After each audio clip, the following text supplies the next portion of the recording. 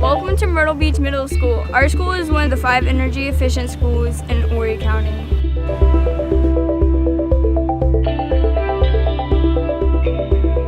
Most people know our new school has solar panels that produce energy on the roof. That is part of the story. Our HVAC system, heating, ventilation, and air conditioning system use geothermal energy to make our school more energy efficient. By storing water underground, the geothermal system uses the constant temperature of 65.4 degrees, and we're standing in the playfield beside our school. Most people have no idea there are 72 wells underneath us that are tied up to the school's heating and air conditioning system on the roof. Each well is 4 inches in diameter, about the size of a softball.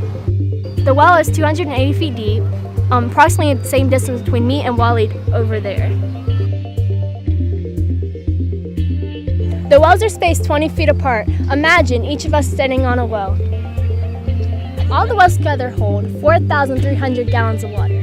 A bathtub holds 40 gallons of water, so that will fill up 107 bathtubs. To understand more about this school's HVAC system, we asked engineer Brian Caffrell to show us some of the equipment and talk about how it works.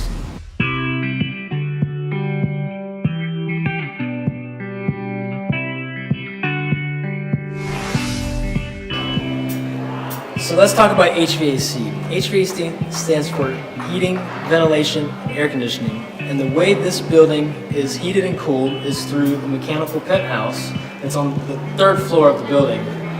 That is where we have our air handling system to provide hot and cold air to the building, as well as our heat pump, chiller, and heater that provides hot and cold water to condition that air. And then to get rid of that heat, we inject that heat outside of the building through our geothermal bore field.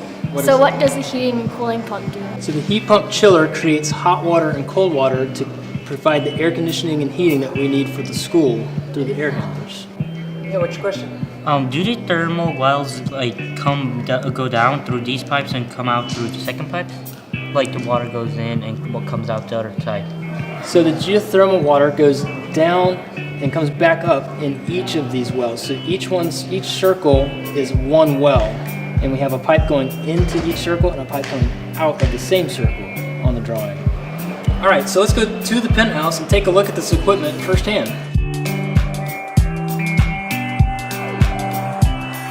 Welcome to the mechanical penthouse. This is where all of the heating and air conditioning happens at the school. And so this is where we can see our air handlers and our chiller and our pumps. So let's talk about pumps for a second. As you can see, the pumps here, they all look very similar and they all do the same job, but they just move different amounts of water at different pressures throughout the systems in the penthouse and throughout the building. We have pumps for the chilled water that gives us the air conditioning. We have pumps for heating that give us our hot water. And then we have pumps for the geothermal condenser water that goes to the wells we talked about outside. Each pump has a motor, the shaft, and the impeller that's used to drive and push the fluid and give it the pressure it needs to move throughout the systems. All of that is powered by electricity. Yeah, what's your question? So the white things on the pipes, what do they do? The white wrap on the pipe is insulation. We want to make sure that whenever we create hot water or chilled water, we're keeping that heating and cooling energy inside the fluid and inside the pipe. So that way we're the most efficient and not wasting the energy that we've already created in those systems. What is that big red tank behind you? Yeah, the big red tank there is on our geothermal loop, and that's what we call an air separator. What happens over time is air bubbles are created and collect inside the fluid and causes it to be inefficient. So that has to remove the air and the extra dirt throughout the line to make sure that we're operating as efficiently as we can. We have the same thing for the heating and the chill water lines as well. Yeah, what's your question? We have seen the HVAC system, but I haven't seen the big fans that the HVAC system uses. Yeah, so let's go take a look at an air handler and I'll go show you where the fans are at. Let's go this way.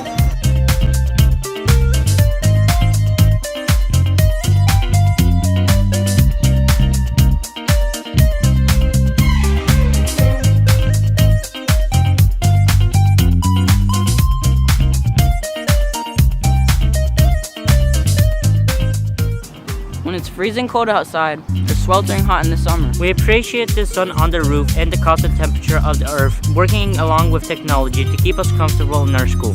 we would like to thank Mr. Brian Caffro for teaching us about our school's HVAC system. We hope you enjoyed our film, and remember, be Energy-wise!